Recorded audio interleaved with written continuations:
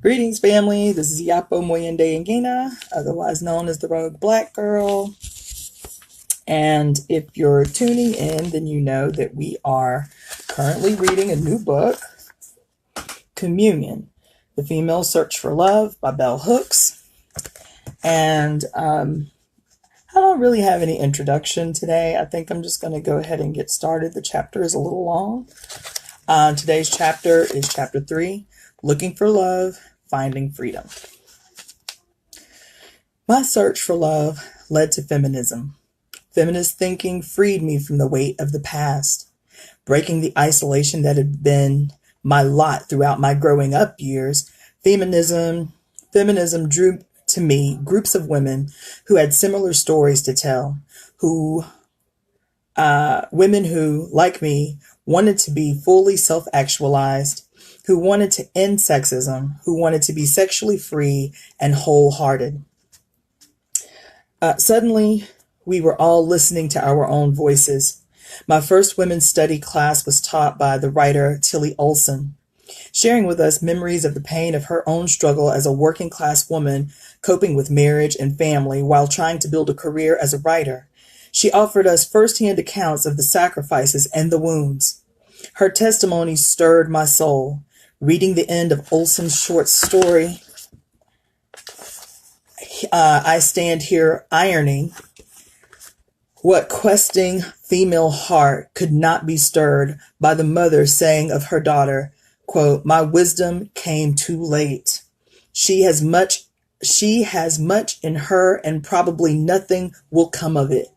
She is a child of her age, of desperation, of war, of fear.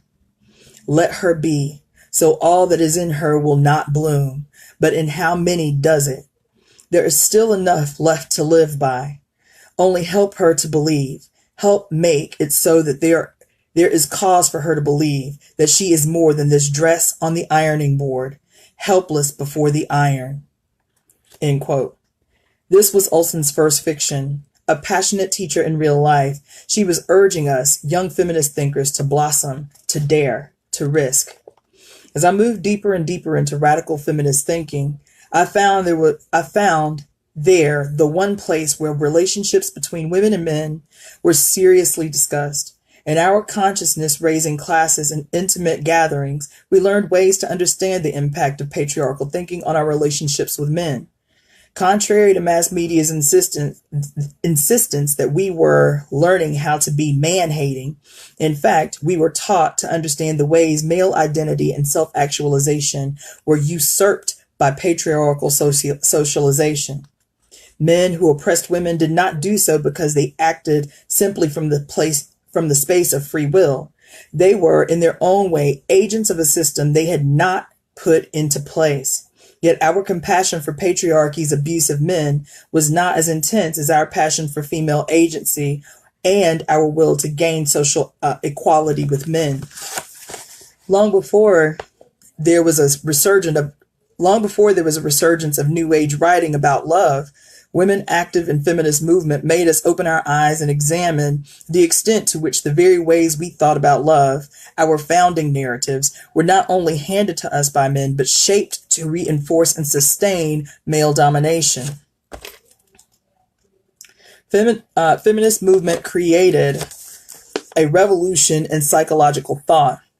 For the first time ever, sexist male biases in psychoanalytic theory were laid bare. Women and men who listened to feminist thinkers heard the way conventional theories were shaped to sustain patriarchal assumptions, heard the demands for the change, and listened as new theories about female development were brought to light. Ultimately, heterosexuality was called into question. Slogans like "scratch his love and you'll find your fear," "sleeping with the enemy," and "feminism is the theory and lesbianism is the practice" were popularized. Theorist Marilyn Frye would write, there is so much pressure on women to be heterosexual, and this pressure is both so pervasive and so completely denied that I think that heterosexuality cannot come naturally to many women. I think that most women have to be coerced into heterosexuality. I would like heterosexual women to consider this proposition seriously. I would like heterosexual women to be as actively curious about how and why and when they became heterosexual as I have been about how and why and when I became a lesbian. End quote. This questioning did not occur because women active in feminist movement were man-hating. It was a direct response to the reality that when individual women attempted to share feminist thinking and practice with men in their lives, they were met with strong opposition. Woo! Most men did not want to give up their privileges accorded to them by patriarchy. If men were not willing to embrace and advocate feminist politics, if they were committed to sexist hierarchy, then they did not constitute a threat to the movement. Wait a minute. They did constitute a threat to the movement. They were positioning themselves as the enemy. Logically, women responded to this threat by calling attention to the reality that it was possible to live a life without men at the center, one wherein women would not need to bow down to male demands. No doubt, individual feminist women who may have begun their sexual and romantic lives as heterosexual simply grew tired of trying to convert men to their way of thinking and decided it was much easier to build sustained, loving bonds with folks like themselves. In those days, we passionately debated the question of whether or not it was possible for women to achieve feminist liberation in the context of intimate relationships with patriarchal men. Whoa. Oh my God. Few men showed themselves willing to embrace feminist conversation. Women who wanted to hold on to their relationships with men while simultaneously embracing feminism were compelled to engage in oh my God, endless power struggles that were no longer the lot of women who simply walked away from men. Ideas about love handed down to us by patriarchal narratives had told us again and again that it was the women's place to be the nurturer and the caregiver.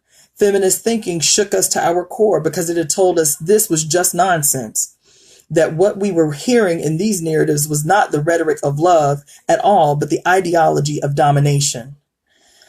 Men had taken the idea of love and refashioned it to serve their own ends. Radical feminism not only urged women to examine our notions of love, it encouraged us to forget about love altogether.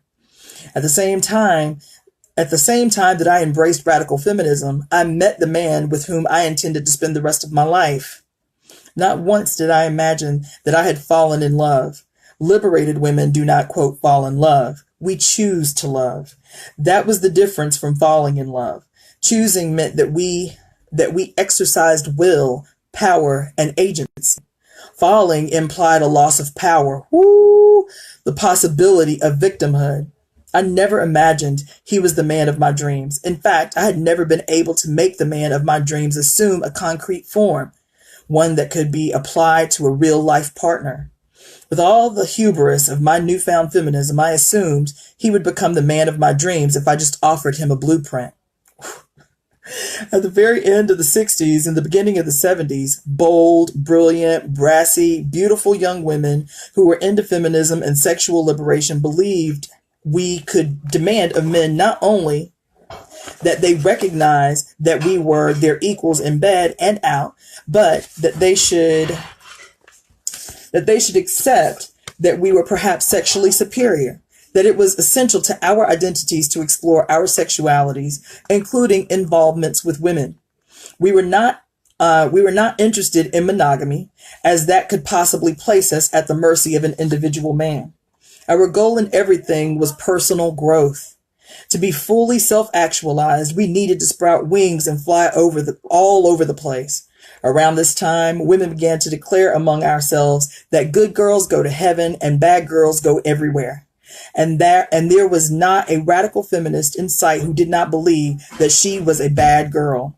New Age spirituality was big, and we were, as Ntozake Shange would later proclaim in her play for girls who have considered suicide when the rainbow is enough, finding God in ourselves and loving her fiercely. There is no progressive woman I know who lived through this time and underwent the changes I am talking about who did not feel born again. We lived our lives with intensity, inspired by a lust for change that was so powerful and fierce it was awesome. Our parents did not know what to do with us. Universities that had been primarily for men only did not know what to do when the best and brightest were girls, and sexy girls at that. Truly, this was a time of cultural revolution. Boundaries of race, gender, and class were being crossed. We all wanted to be changed utterly by all these movements for social justice. And at the heart of all of this change was a demand that we rethink the politics of heterosexual love and romance. To many of us, the dawning of a new age of Aquarius meant not only that we would proclaim love and study war no more, but that the love we proclaimed would be a love centered in sharing and mutuality. Women would no longer be the sole nurturers and caregivers. Men would do their part. Men would no longer be burdened with the role of protector and provider. Women would enter the workforce as equals and take self-defense classes and be able to protect ourselves. Men could assume the role of unemployed homemaker if that was their choice. Their value would no longer be determined by the weight of their paychecks. Reproductive rights would be the order of the day, and parenting would be, above all, a choice. Babies would be born because they were wanted and not because they were mistakes that could not be corrected. Marriage, as sanctioned by the state, was an unnecessary institution. Commitment and constancy would emerge as dictates of the heart and not by court orders and demands. Same-sex love would be respected and valued. Whether one was born gay or became gay, it was all right on. In this magic moment, some of the young men in our lives really did try to change in order to meet our demands. When changes came through endless conflict and struggle, that was seen as merely the nature of revolution, and feminism was making revolution. When we attempted to actualize our utopian longings in the concrete space of real life, everything was not fun and games, and justice did not always prevail. I had chosen a male partner 7 years older than myself. We attended the same classes, one that were open to graduate and undergraduate students. When he got better grades, we blamed it on the patriarchal system. It was not his fault. He willingly assumed his share of the chores, cooking, cleaning, and taking care of the household. He championed the rights of women in the workplace and believed we should get equal pay for equal work. He championed my intellectual growth, serving as a mentor to me. Our most intense power struggles took place in the bedroom. He still believed that women should service male desire. He, of course, objected to the use of the word service and preferred respond to. I demanded that we use the word service. I wanted him to understand that I was not responsible for his sexual desires. And if his dick was hard and he needed to put it someplace to seek satisfaction, then he had to find the place. I could not assume that my body was territory he could occupy at will. Like all my female buddies, I was into sex and sexual liberation. Radical feminism urged us to see our bodies as ourselves and to let no one make us into territory or property. In our consciousness-raising groups, in bed with lesbian women who had made the choice never or no longer to deal with men, we were interrogated. Wow. We were sleeping with the enemy, and our activist sisters wanted to know if we were surrendering in the bedroom or if we were standing strong, claiming our sexual agency. In actuality, those of us who were sleeping with men, choosing them as primary partners, were losing the war in the bedroom. Men celebrated our sexual liberation, our willingness to freely give and enjoy blowjobs and group sex, our willingness to experiment with anal penetration, but ultimately, many males revolted when we stated that our bodies were territories that they would not and could not occupy at will. Men who were ready for female sexual liberation if it meant free pussy, no strings attached, were rarely ready for feminist female sexual agency. Woo! Woo! This agency gave us the right to say yes to sex, but it also empowered us to say no. Lord, all of these issues were the subject of constant debate. Since the feminist movement had rocked our world, women who embraced the movement were constantly critically vigilant. We attended countless groups, classes, and meetings to discuss the link between theory and practice. We were forever doing battle with the men in our lives. The battle was at its most extreme on the sexual front. I remember the look of sheer disbelief on my partner's face when I told him that he needed to understand that if I did not want to have sex for months, that was my choice, and that it should be clear that I was not responsible for meeting his sexual needs. Even though he thought I had lost my mind, that I was taking this feminist stuff too far, he agreed in principle that I was right. That real freedom for women, especially those of us in relationships with men, would mean that we, like men, would always have the right to refuse to perform sexually without backlash. If he wanted to have sex and I did not, he could either change the nature of his sexual desire, masturbate, or have sex with other people. He chose the latter. I agreed to have an open relationship. Non-monogamy had been celebrated by feminist women involved with men as a way out of sexual slavery. No man could imagine you were his property if it was always clear that you could choose at any moment to be sexual with someone else.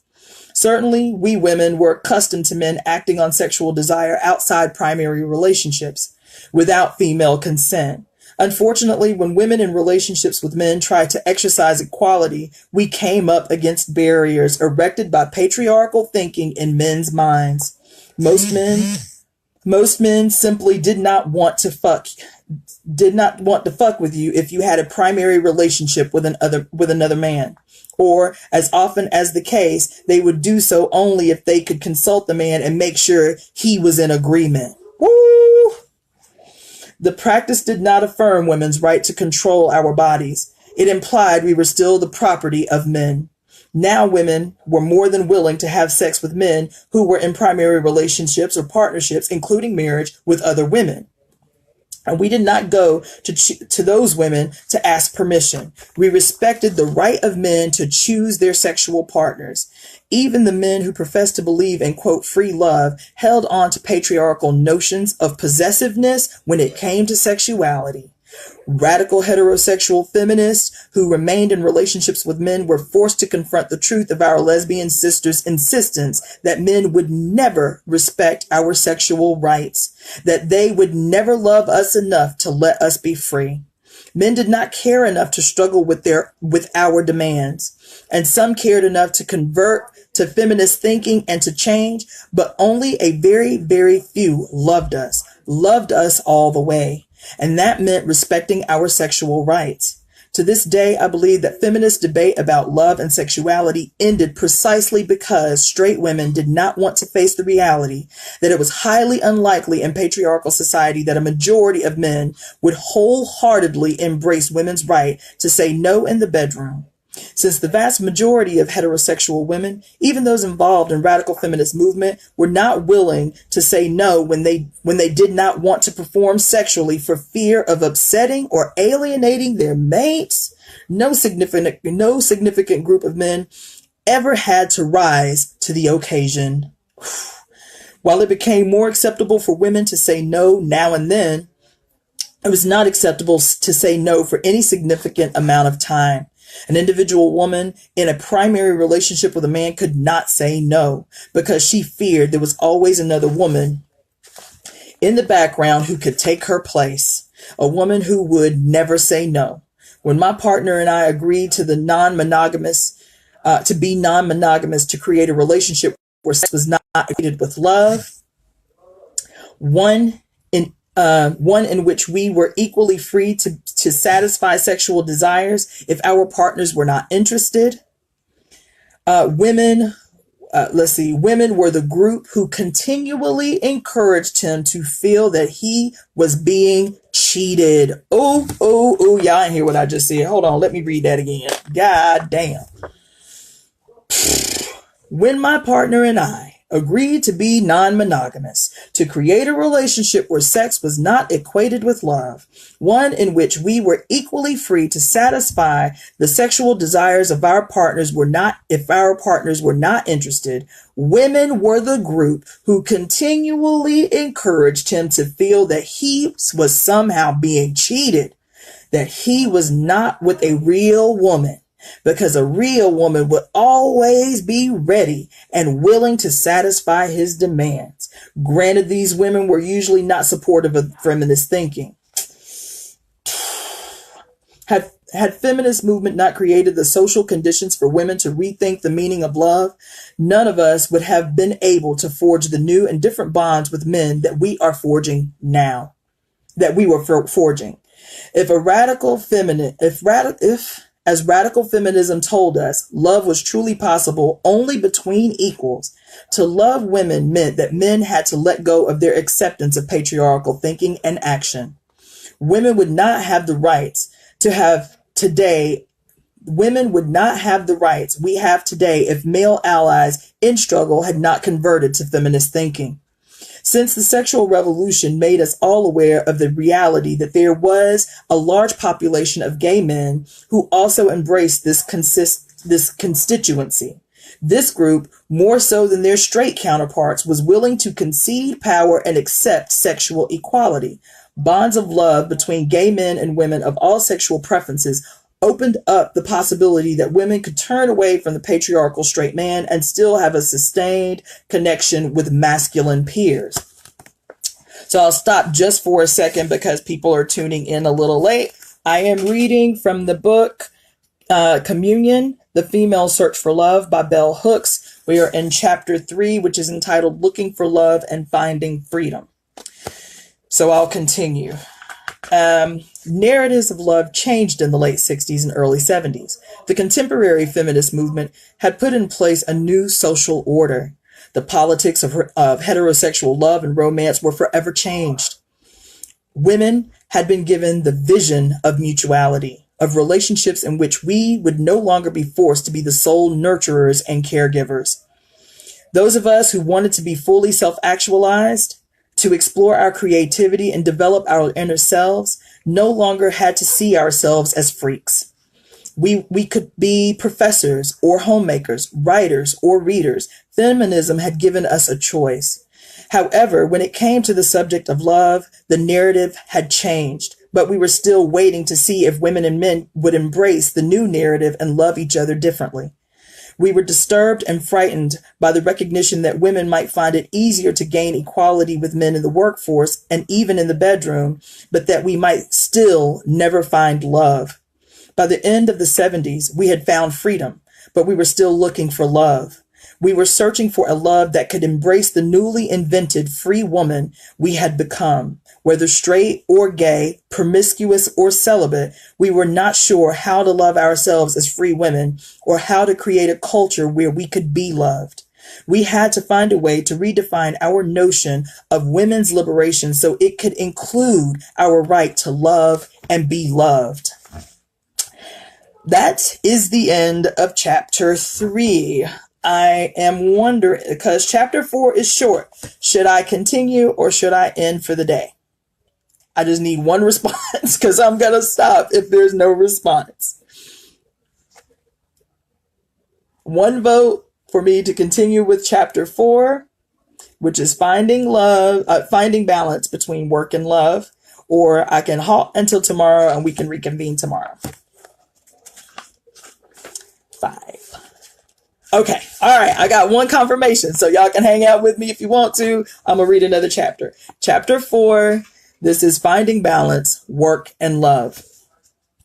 Again, for those just tuning in, this is the book Communion by Bell Hooks, The Female Search for Love. Searching for love, I left the relationship I had been in for almost 15 years. This common law marriage began when I was 19 and ended in my mid-30s. My partner and I had not been able to fully realize the vision of mutuality, equality, and equity that had been our manifesto in the world of the late 60s and 70s. We were no longer in college, leaving the rarefied the rarefied atmosphere of progressive campus life affected many radical thinkers. Suddenly, faced with making a living in the real, quote, white, supremacist, capitalist, patriarchal work world, many of us began to shift our values away from the free thinking of those heady days of cultural revolution to compromise and adjust. More and more, everyone around us was becoming increasingly conservative. The militant feminist movement, coupled with changes in the buying power of the dollar, changed the nature of the workforce. Surveys indicated that whether or not they were pro-feminist, more and more men supported the idea of working outside the home. As women gained greater economic power and new freedoms, the movement began to lose its force and power. In the world outside the home, feminist success could be registered easily, but inside the home, traditional ways of doing things were making a slow and steady comeback. In the 80s, to the dismay of feminists everywhere, it soon became evident that women were doing what sociologist Aurelie Hochschild called, in her book of the same title, the second shift, which is to say that increasingly most women were working outside the home, but still performing almost all the labor inside the home: childcare, cooking, cleaning, and so on. Ultimately, it had been easier to create a revolution outside the home than inside. Within individual households, one woman usually had to stand up against one man, as well as children, to try to convince them that they should change ingrained habits of being. This was no easy task. I can still remember the anger and hostility of one of my sisters by her husband and children when she decided to go back to school to finish her undergraduate degree and then work towards a master's. Her husband worked in an auto plant and felt he made enough money to provide for the family. However, my sister, like many women, felt isolated and trapped by domesticity. As the children were growing up and leaving home, she was the one who had no world outside the home. Naturally, she found this depressing. She also feared she was setting a bad example for her daughters. Being a student again and then later working outside the home gave her a new lease on life. It also meant that she was no longer present to cook and clean for everyone, to service their every need. And initially, they were quite pissed off. While she persevered, it caused her considerable emotional anguish. Not only did she face emotionally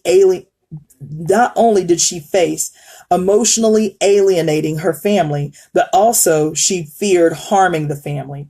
Even though in time they all adjusted and found their family life enhanced by the presence of a working mom who was not always angry and depressed, for a long time they were not supportive. There is little literature documenting what really happened when ordinary women already in patriarchal families changed their thinking and endeavored to incorporate feminist values into their family lives. This untold story would expose the failure of feminism to offer concrete guidelines showing ways to convert the family to feminist thinking. Woo! Most women had to go at it alone, and many of them gave up, surrendered to the status quo, depressed and defeated. Women's inability to achieve the same success in the domestic household that were being achieved in the world of work actually created a different kind of rage.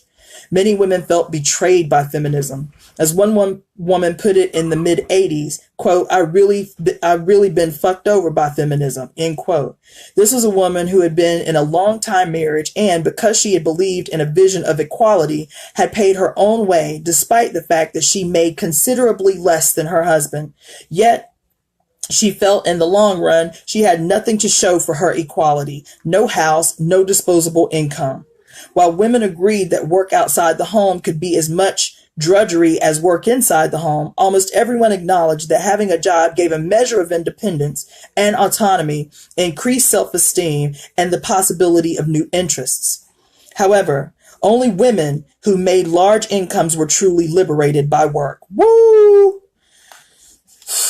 These were the women who did not have to work, quote, the second shift. When they returned home, as they could hire caregivers, a cook, a housekeeper, a nanny, and so on, Partnered women who made smaller incomes found it was the man in the house who benefited most from these changes. Oh my God. He had less economic pressure and less responsibility.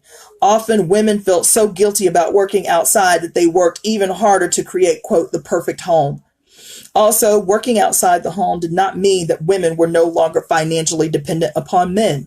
In many cases, men who previously contributed income to the household held on to their money, and women's wages were spent for the household, thus eliminating the possibility that their newly gained economic clout would translate into actual freedom and power to demand equality or escape male domination. Among females, to a grave extent, single working women benefited the most from increased opportunities for women in the workplace. Newly working women with husbands and or families often felt that life had become harder and more difficult. To them, it felt as though the feminist insistence on work as the road to freedom had been a betrayal. Their critique was justified. They directed their rage at the feminist movement, but they also felt and sometimes expressed rage towards male partners and family. To the extent that masses of women entered the workplace or the workforce without the full support and approvals of males in the family, and the home became even more a location for tension and conflict. Not only were masses of women entering the workforce, but they also were embracing a newfound psychological independence. This became the foundation for women to demand more from love. Contributing equally to the economic sustenance of the household gave lots of women permission to demand more of men emotionally. Prior to the large-scale entry of women into the workforce, men often claimed that working hard took too much energy, that they were drained and could not be expected to give emotionally when they came home. Now women were working, most often doing a second shift, and we were still expected to give love.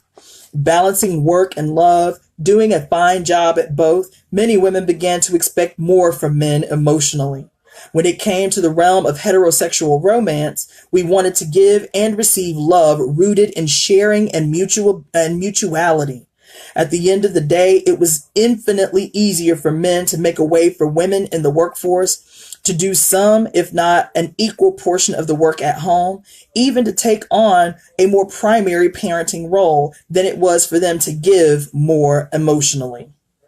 With hindsight, I can see I demanded of my partner that he give more emotionally because I did not understand what I understand now, which is the reality that he did not have more to give. He was emotionally blocked. He was shut down.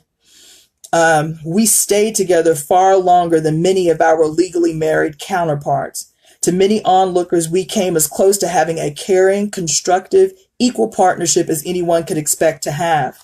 Sadly, even though we went to therapy together and tried hard to save our bond, love did not prevail.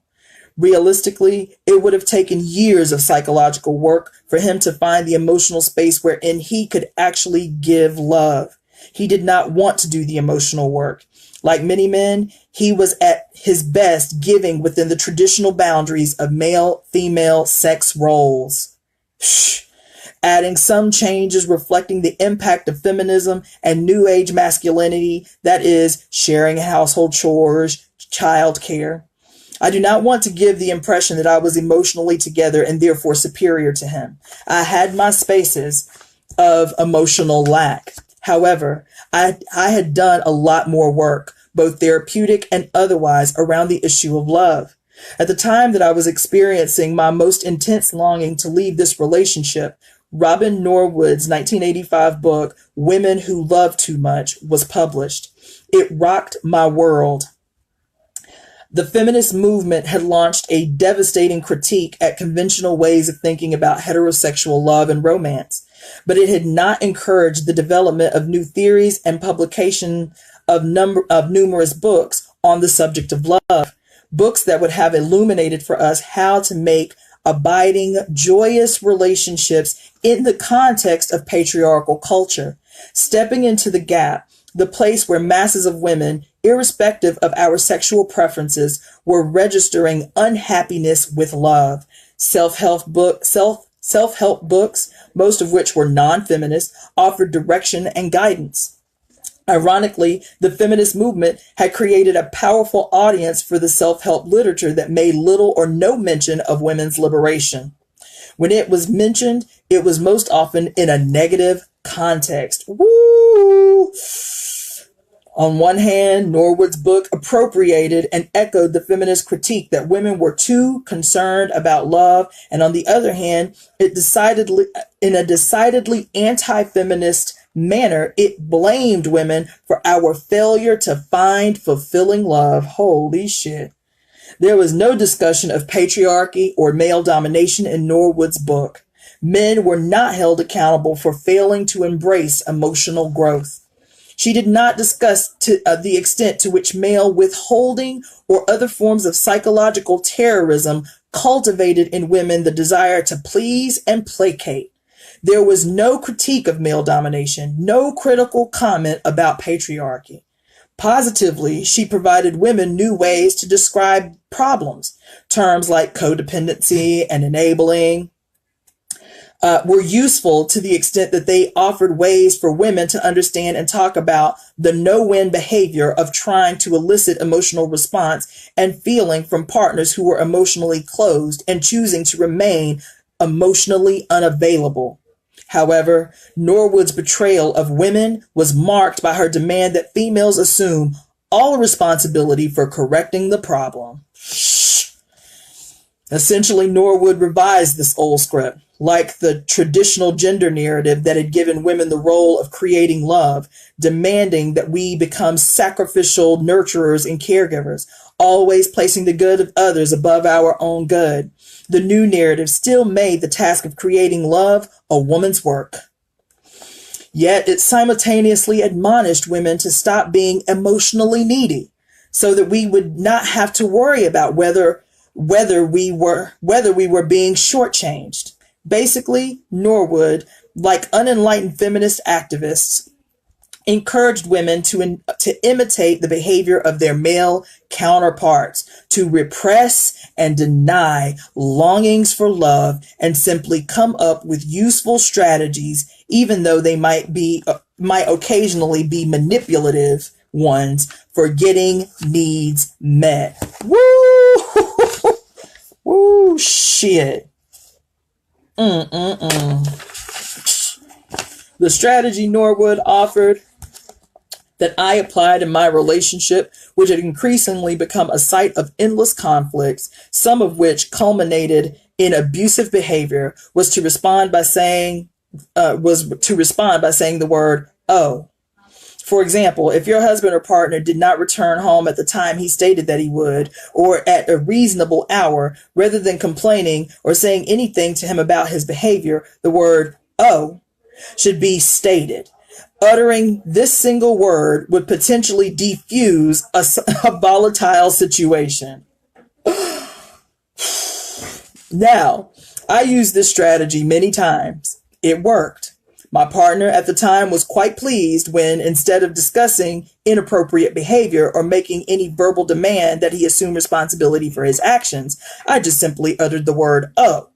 As anyone who has worked in the field of domestic violence or been its target knows, conflict, whether verbal or physical abuse, often occurs when a woman initiates discussion. On many occasions, passive response could keep such conflict from happening. However, even though many of us use the word "oh" to effectively keep the peace and change the mood in our households, lots of women were slapped or hit for uttering this word. Of course, Norwood's response to those women who had been or were being abused was that they should leave. Yet in her book, she never set forth any realistic guidelines for how women without economic self-sufficiency would just use some of that love too much energy to walk away. Woo! Despite its flaws, its basic anti-feminism, lots of women felt that women who love too much helped them stop enabling codependent behavior. Unfortunately, it also silenced women's concerns about love, since it offered no progressive insights for how women who wanted intimacy, especially relationships with men, might forge loving bonds within a patriarchal context. It did not intervene on the existing problem. Certainly, it in no way encouraged men to think about their role in the art of loving. In the wake of Norwood's book, its overwhelming popular reception, it became taboo to act publicly as though love mattered, since everyone was afraid of being identified as a woman who loved too much. In private, women continued to agonize about the question of love. Many women friends who were almost all feminists and I had spent years attending consciousness-raising groups and creating the space to initiate,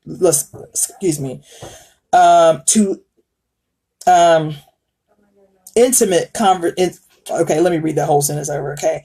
Many women friends who were almost all feminists and I had spent years attending consciousness-raising groups and creating the space and intimate conversations to discuss and debate endlessly the nature of relationships and the meaning of love in the age of feminism. Those of us who remained emotionally and romantically involved with men were more obsessed than anyone with trying to create a blueprint for love that would provide guidelines for our daily lives. We wanted to know how to find, keep, and make love despite the power of patriarchy. We wanted to strengthen our bonds with existing male partners. Concurrently, lesbian women in our circle were quick to call attention to the impact of patriarchal thinking on same-sex bonds. Many felt power struggles in their relationships were not that different from the struggles their heterosexual and bisexual peers were experiencing. As many lesbians as straight women were reading and praising Norwood's book. I had entered my relationship at 19, and though we had never married, I believed we would stay together till death do us part. Leaving this relationship felt life-threatening, yet staying in it had also begun to feel life-threatening. I left when I entered midlife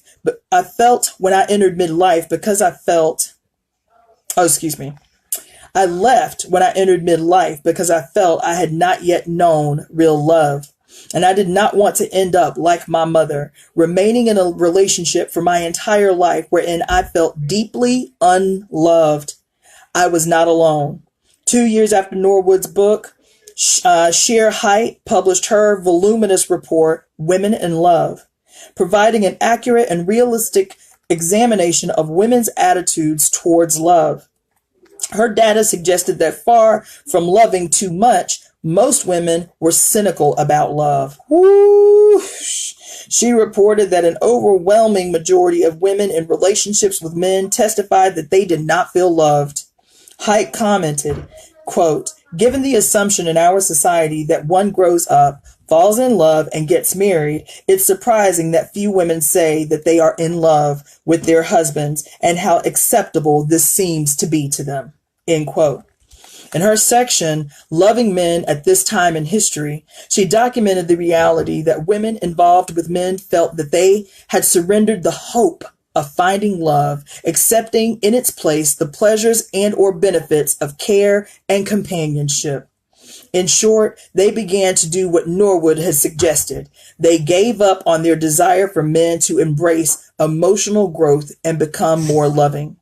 They repressed their own will to love. Denial and repression made life more bearable and relationships more satisfying. By the end of the 80s, many women and men felt that the feminist movement had accomplished its most important goals.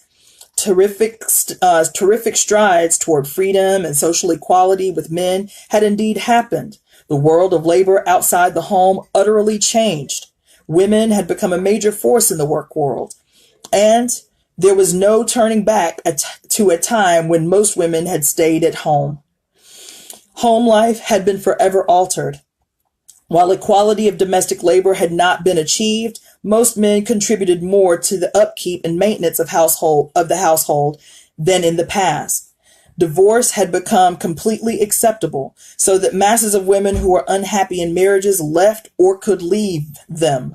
Women initiated divorces more than men, oftentimes doing so not because of their desire to split, but as a survival response to abusive and or unkind male behavior.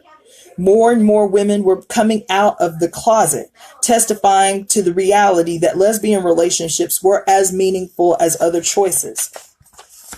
A large group who had been heterosexual for most of their erotic lives were choosing to be involved exclusively with women. And, as Haidt documented, women over the age of 40, many of whom had spent all of their adult years in marriages and romantic bonds with men, reported finding a level of relational bliss never achieved in a heterosexual context. Lastly, more and more women, irrespective of their sexual leanings, were choosing to live alone. In the wake of the victories and triumphs, practically all feminist discussion of the meaning of love ceased. Haidt had opened her book of Revelations, Women in Love, with this declaration, quote, "Women are suffering a lot of pain in their love relationships with men," end quote. A few pages later, in the introduction, she wrote, quote, "I have always felt that love, perhaps because it's considered to be the center, if not the totality of a woman's life, is a risky business, and one to which feminists should address much energy and ingenuity," end quote. This was and is such a powerful insight. Prophetically, Haidt understood the necessity of creating a body of work on love by feminist thinkers, male and female, that would offer new insights as well as concrete testimony. That body of literature has yet to be produced. Our sustained longing for love has not been fully addressed, for fear that to name it would somehow undermine an image of powerful, self-actualized feminist womanhood. Without a sustained, inspired vision of mutual love, our culture revises again and again old stories. Denial is never the setting for lasting empowerment. Tragically, our silence about love strengthens the backlash. By the beginning of the 90s, the mantra, "What's love got to do with it?" had become an accepted theme. A passion for love had to be kept secret. Ooh, oh. A passion for love had to be kept secret, unstated. To speak one's longing was to risk shame. Those who knew love enjoyed its delights in private, and those who did not know love suffered in silence. No feminist woman proclaimed loudly that she was looking for love. All of us were encouraged to act as though the workforce, careers, and money were more important than love. There was no space for women to speak our disappointment. We could not say that work was failing to provide us a space of fulfillment, or that we were unfulfilled in our private, intimate lives. We were afraid to talk about the absence of love. Publicly, most women acted as though power was more than enough love. That power was more important than love. This untruth had to be unmasked for us to place love on the agenda again, and insist that there has to be a real balance between work and love. That, my dears, is the end of chapter 4. I will come back again tomorrow at 5 p.m. Pacific Standard Time to continue the reading of Communion, The Female Search for Love by Bell Hooks. This is fantastic. If you want to inbox me, give me some feedback on how the book is affecting you, if you're winning anything from the book. I think it's powerful. This is my first time reading it, is with you guys, so I haven't read it beforehand. So I'm getting shook right now. That's why I'm taking notes through the whole thing. But anyway, yeah, so the next chapter will be chapter 5, Gaining Power, Losing Love. Ooh, that's going to be a good one, I can already tell. So, thank you so much. This is Yapo Moyende Ngina, otherwise known as the Rogue Black Girl, and I will see you tomorrow at 5 p.m. Pacific Standard Time.